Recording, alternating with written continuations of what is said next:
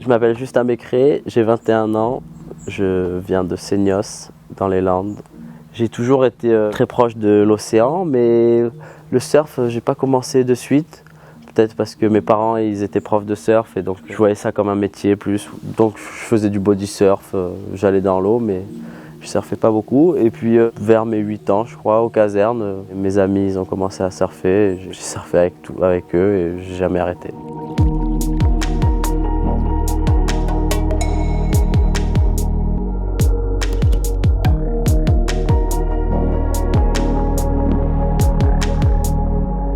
Les Landes, c'est beau les Landes. J'ai grandi ici, à Seignos, entre Seignos, Assegor, Cabreton.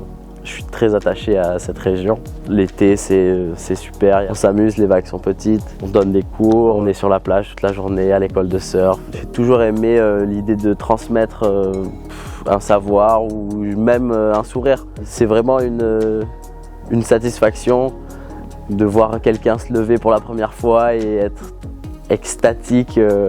Avoir des étoiles dans les yeux, ça me rend content.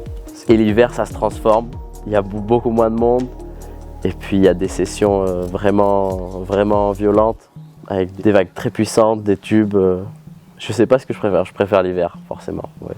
Si.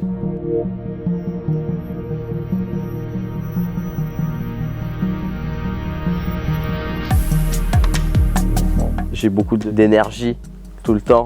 Et lire, me plonger dans un livre et vivre une aventure à travers juste des pages, ça m'aide beaucoup à me calmer. Ça me fait changer d'air quand je suis en compétition et que je stresse trop. Je sors mon livre, je bouquine un peu, je me change les idées. L'Alchimiste, Le Petit Prince, des livres il y a une histoire mais ça fait réfléchir et ça apprend des leçons de vie, de savoir-être. Ça permet de vivre plusieurs vies. Les livres.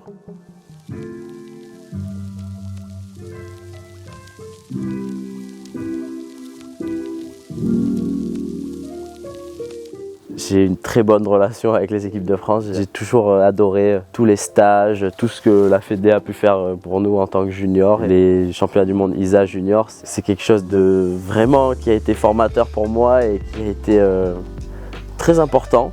Chaque année, je donnais tout pour être qualifié, pour avoir ma place en équipe de France. Parce que c'est vrai que le surf, c'est un sport individuel. Donc c'est dur d'avoir une équipe comme ça derrière toi et puis de surfer pas que pour soi-même. Et j'ai eu la chance d'être capitaine de l'équipe de France aussi, en junior. Et c'était une super expérience. Je me sentais un peu investi d'une mission d'amener mes guerriers au combat. Ça m'a aussi apporté de la rigueur. Les stages, c'est à ça que ça sert aussi. Ça permet de former un peu les jeunes. Quand on est un peu foufou, en moins de 12 ans, moins de 14.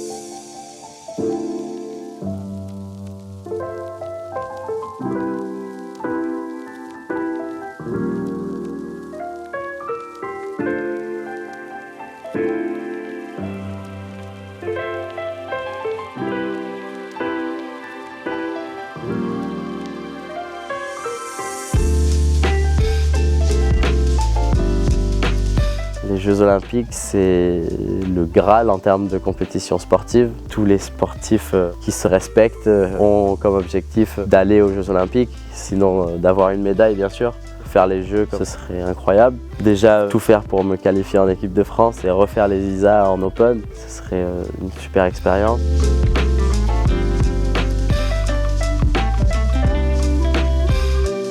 C'est plus qu'un rêve, c'est un objectif.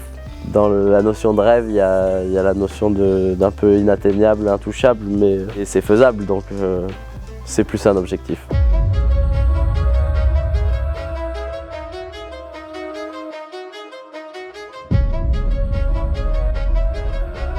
Tahiti, c'est un endroit vraiment spécial, chargé d'énergie. C'est très puissant quand on est sur la vague de Tiopo encore plus. C'est une des meilleures vagues au monde, des vagues les plus incroyables. De pouvoir faire une compétition, représenter son pays, parce que c'est vraiment une arène. Dans une arène comme ça, ce serait vraiment incroyable, magnifique.